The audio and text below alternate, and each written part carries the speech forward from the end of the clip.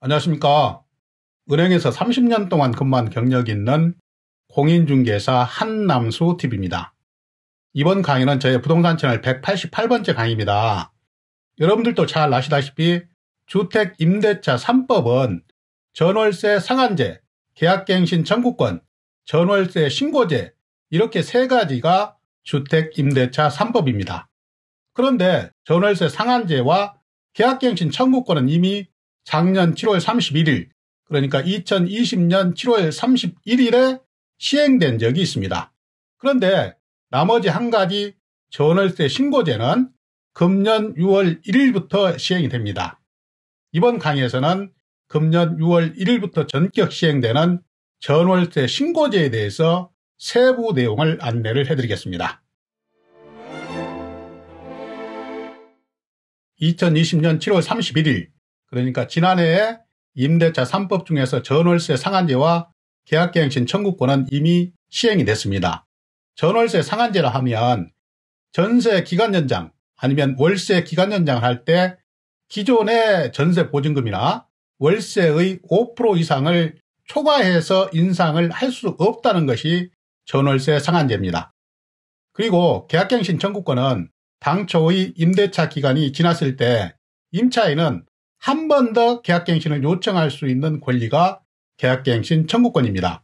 이 전월세 상한제와 계약갱신 청구권은 이미 2020년 7월 31일에 시행이 됐고 금년 6월 1일 주택임대차 신고제가 또 전격적으로 시행이 됩니다. 이번 강의에서는 금년 6월 1일부터 시행되는 주택임대차 신고제, 전월세 신고제의 세부 내용을 안내를 해드리겠습니다. 다음과 같은 목차로 설명을 드리겠습니다.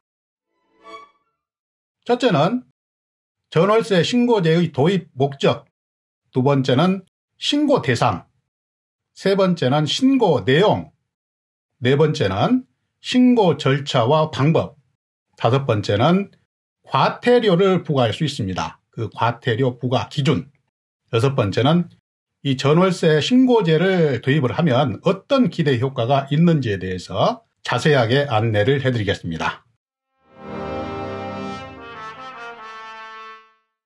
이제 본론 설명을 드리겠습니다.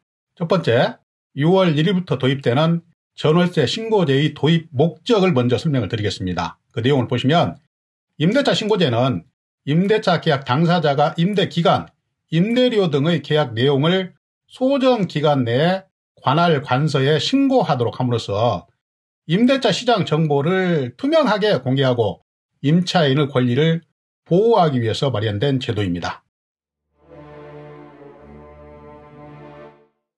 다음 두 번째로 신고 대상을 말씀을 드리겠습니다. 먼저 신고 지역을 보시면 수도권 전 지역, 그러니까 서울, 경기, 인천 전 지역하고 광역시, 세종시, 도 중에서도 시지역이 포함이 됩니다. 그러니까 산골만 빼고 모든 지역이 다 포함이 된다, 이렇게 보시면 되겠습니다.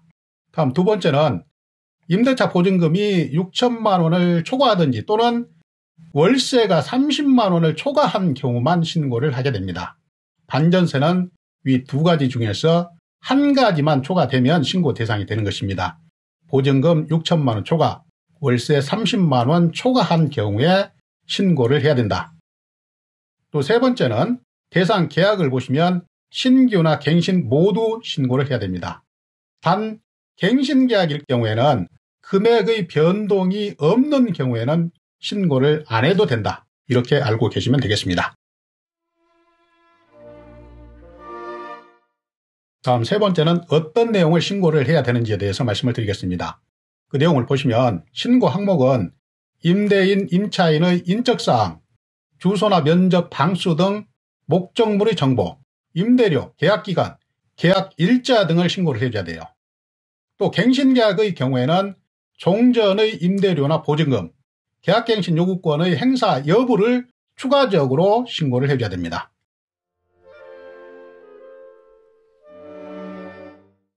다음은 네 번째로 신고 절차와 방법에 대해서 안내를 해드리겠습니다. 먼저 신고 원칙을 보시면 원칙적으로는 임대인과 임차인이 공동으로 신고를 해야 됩니다. 그러나 일정한 경우에는 단독으로 신고를 할 수가 있어요. 그 경우를 보시겠습니다. 신고 원칙을 보시면 계약 당사자인 임대인과 임차인이 임대차 계약 신고서에 서명 또는 날인을 해서 공동으로 신고를 하는 것이 원칙입니다. 그렇지만 신고의 편의를 위해서 임대인 또는 임차인 중 한 명이 임대차 계약서를 제출해서 단독으로 신청을 하게 되면 공동으로 신청한 것으로 본다. 이렇게 되어 있습니다. 다음은 신고 방법을 보시겠습니다. 주민센터에 가서 직접 신고를 할 수도 있고 온라인 신청도 가능합니다. 그 내용을 보시겠습니다. 임차주택의 관할 주민센터의 민원창구에서 신청을 할 수도 있고 온라인 신청 내용을 보시면 검색 포털에서 임대차 신고라고 검색을 하든지 아니면 직접 주소를 치고 들어가면 그 내용들이 다 디스플레이가 됩니다. 여기에 임대차 계약서의 사진 파일을 첨부를 해서 신고할 수 있는 방법이 있다는 얘기입니다. 이번 슬라이드는 눈여겨보시기 바랍니다. 그 내용을 보시면 임차인이 임대차 계약서를 첨부를 해서 전입신고를 하게 되면 전입신고도 되는 것이고 임대차 신고도 되는 것이고 확정일자도 받는 것으로 보는 것입니다. 그러니까 임대차 계약서를 첨부를 해서 전입신고를 하게 되면 전입신고 플러스 임대차 신고 플러스 확정일자 이 세 가지가 원샷으로 해결이 되는 것입니다. 다음 두 번째는 임대차 계약 신고를 본인이 반드시 꼭 해야 될 필요는 없습니다. 위임장을 작성해서 공인중개사나 제3자가 임대차 신고서를 작성해서 관할 동사무소에 신고를 대행할 수 있다는 것입니다. 계속해서 다섯 번째입니다. 임대차 신고를 하지 않거나 사실과 다르게 신고하면 과태료를 부과받을 수가 있습니다. 그 내용에 대해서 말씀을 드립니다. 일단 거짓 신고, 그러니까 사실과 다르게 신고를 하게 되면 과태료 100만 원이 부과됩니다. 두 번째 미신고, 미신고할 경우에는 미신고된 계약 금액이나 또 혜택 기간에 따라서 최소 4만 원에서 100만 원까지 과태료가 부과될 수 있습니다. 그러니까 미신고했을 경우에는 계약 금액이 크다든가 아니면 미신고된 그 기간이 길면 최대 100만 원까지 과태료가 부과될 수 있다는 얘기예요. 다음 세 번째는 1년 동안은 계도기간입니다. 그러니까 적응기간을 감안해서 시행일로부터 1년 동안은 과태료를 직접 부과하지 않고 일단 계도기간으로 운영을 하게 됩니다. 다음은 마지막 여섯 번째입니다. 전월세 신고제를 도입함으로써 어떤 효과를 기대할 수 있는지에 대해서 네 가지로 구분을 해서 말씀을 드립니다. 첫 번째는 임차인이 이사를 하고 나서 전세계약서를 가지고 동사무소 가서 전입신고를 하게 되면 전입신고도 되고 임대차 신고도 되고 또 확정일자를 별도로 신청하지 않더라도 자동으로 확정일자가 부여가 됩니다. 그래서 임차인을 보호하는 효과가 있다. 두 번째, 이 임대차 신고를 온라인으로도 할 수가 있기 때문에 임차인이 편하게 임대차 신고를 할 수도 있고 또 임대차 신고를 하게 되면 자동으로 확정일자가 부여가 됩니다. 그래서 마찬가지로 임차인 보호 효과도 있다.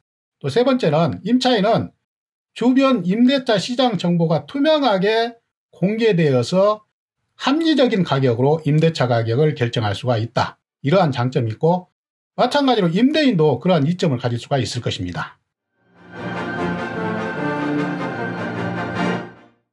시청자 여러분, 지금까지 금년 6월 1일에 시행될 임대차 3법 중의 하나인 전월세 신고제, 임대차 신고제에 대해서 국토교통부 홈페이지에 게시되어 있는 보도자료를 근간으로 해서 자세하게 안내를 해드렸습니다. 좀 도움이 되셨는지 모르겠습니다. 저는 앞으로도 계속해서 부동산 관련 강의, 그러니까 상가건물 임대차보호법, 주택임대차보호법, 법정지상권 유치권, 또 권리분석 및 배당 사례, 부동산 금융 등의 주제로 알차게 강의를 준비해서 계속 여러분을 찾아뵙겠습니다. 항상 건강하시고 다음 강의에서 또 뵙겠습니다. 감사합니다. 안녕히 계십시오. 시청자 여러분 잠깐만요. 마지막으로 여러분께 꼭 부탁드릴 말씀이 있습니다. 시청자 여러분, 지금까지 2021년 6월 1일, 금년 6월 1일에 시행 예정인 전월세 신고제, 임대차 신고제에 대해서 국토교통부 자료를 통해서 자세하게 안내를 해드렸습니다.